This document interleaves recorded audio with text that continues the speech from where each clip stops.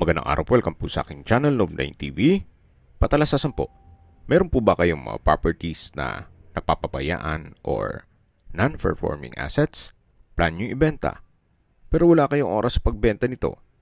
Kung ito'y pagkakatiwala nyo po sa amin, tawag lang po kayo sa aking numero, usap po tayo, gawin ko po ng video for free. Yes, libre po, wala po kayong babayaran. Tutulungan pa namin kayong mabenta ang inyong property. Kami na po bala sa marketing, sa boosting or paid ads. Even sa tripping, hindi na po kayo mapapagod sa pag-entertain ng mga buyers. Kami na po bala sa lahat. Tawag lang po kayo. Nandito po tayo ngayon sa GMA Cavite kung saan meron po tayong bagong video presentation. Isang commercial residential property na 3-story building. May lot area po ito na 300 square meters. Ito po titulado. Kaya wala po kayong maging problema sa documentation o sa transfer ng title. Maayos pa po ang structure nito.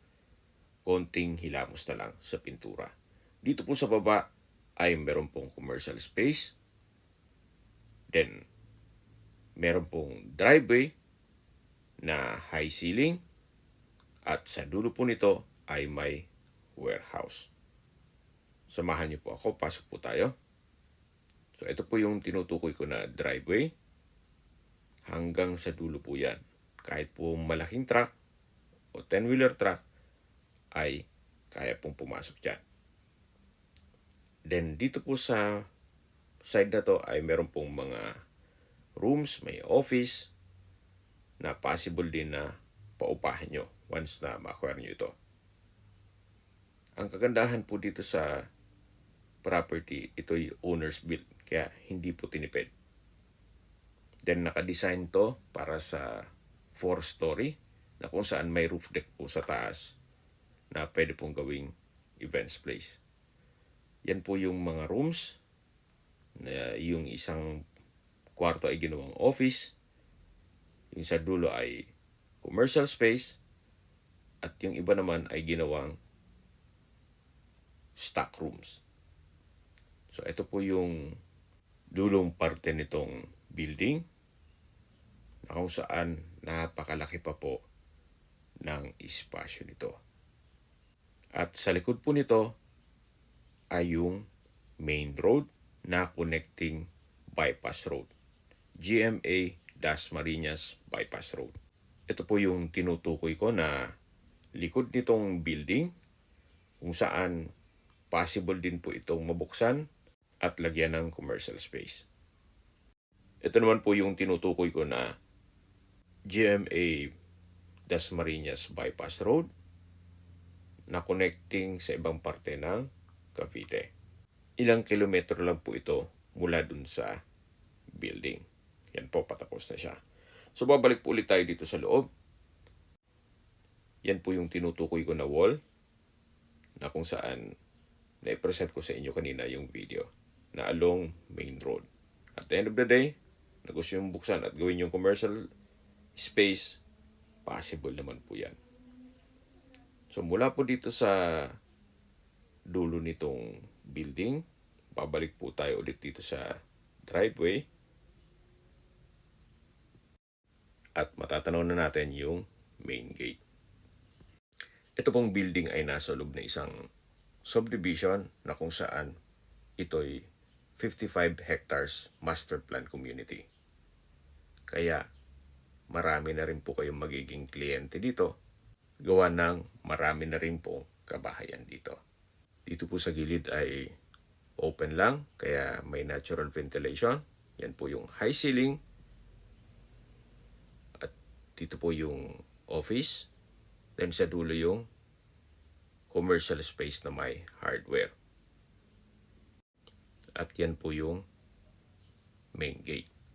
Dito po sa harapan ng building ay kakasya pa ang 3 sasakyan. Kahit po SUV. At ito po ay along 2-way cemented road. Mga commercial space na rin po ang nasa harapan nito.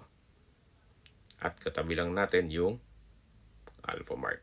Dito po sa second floor ay meron po itong 7 units na apartment. Then itong hagdan ay naka-concrete staircase.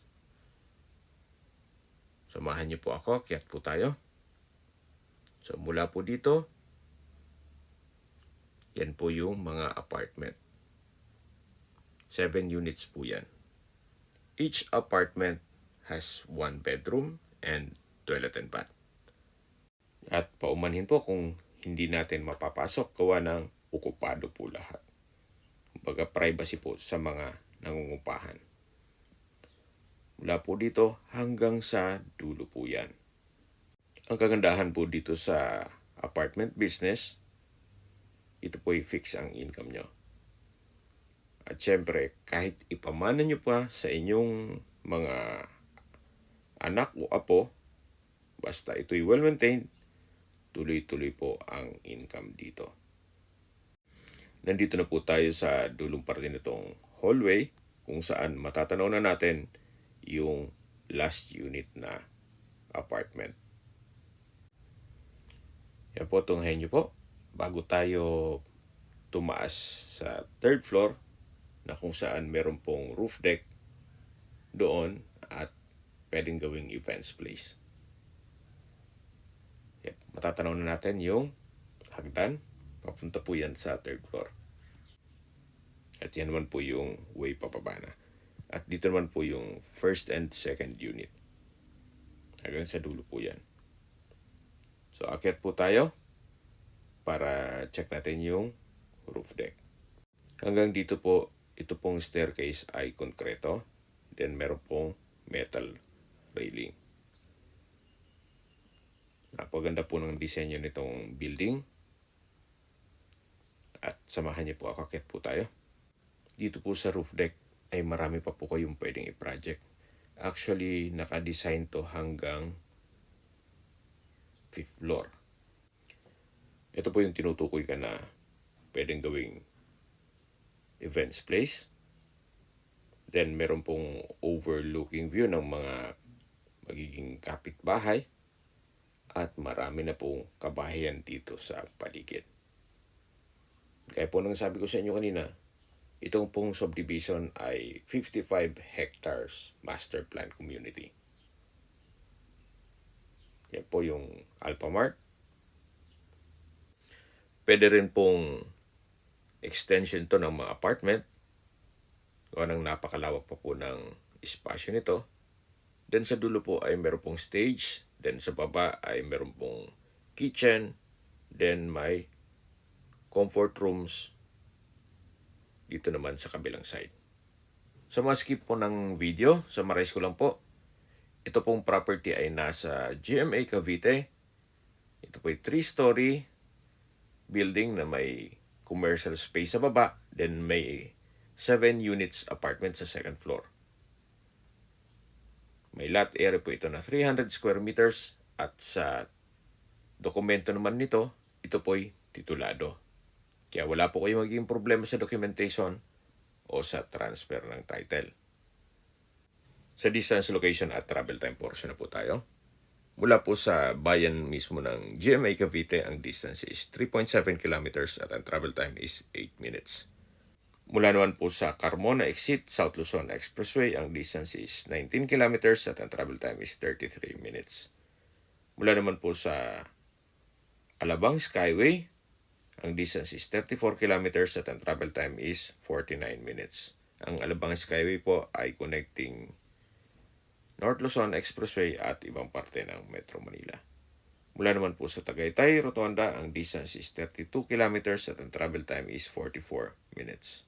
Kung manggagaling naman po sa Manila o sa airport, ang distance is 43 kilometers at ang travel time is 55 minutes. Okay, sa presyo na po tayo. Binebenta po ito ni owner sa halagang 11.8 million pesos net. Ibig pong sabihin, si buyer po ang sasagot sa lahat ng taxes at expenses with regards to documentation. Fair deal na rin po ito, gawa ng sa laki po nitong building at sobrang mahal po ng materialis ngayon o construction cost, mukhang hindi po aabot ang 11.8 million pesos sa pagpapatayo ng ganitong kalaking building at bibili ka pa ng lote o lupa. Anyway, yan naman po yung opinion ko lang naman. Depende pa rin yan sa inyo, sa assessment nyo dito sa property. Kaya kung may mga katanungan po kayo, tawag lang po kayo sa aking numero. At sa mga kababayan naman natin na sa ibang bansa, meron po akong Telegram. Sa mga iPhone user man, may iMessage. Meron din po ang Viber at WhatsApp. Same number lang po, 0917-316-3399. Sa mga nagtatanong naman po ng aming Facebook, meron po aming Facebook page na Nov9 TV at Facebook Reels Video. Meron din pong TikTok at Instagram. May ibang YouTube channel kami na The Nov9 TV channel at Nov9 TV Listings. Sana po naibigyan nyo ang video presentation. Pag-like and subscribe na lang po sa aking channel para ma-update din po kayo sa aking future listings. Kung sakali po hanap nyo yung mas malaking sukat na lupa, meron din po kami ibang listings na pwede nyong pagpilian. Huwag po kayong mag-atubiling tumawag sa amin, then let us know your budget para malaman namin kung anong property pwede namin i-alok sa inyo. Sa lahat pong viewers, subscriber at nagtiwala po sa amin, salamat po sa suporta. Ingat po kayo lagi at yung pamilya. Maraming salamat po.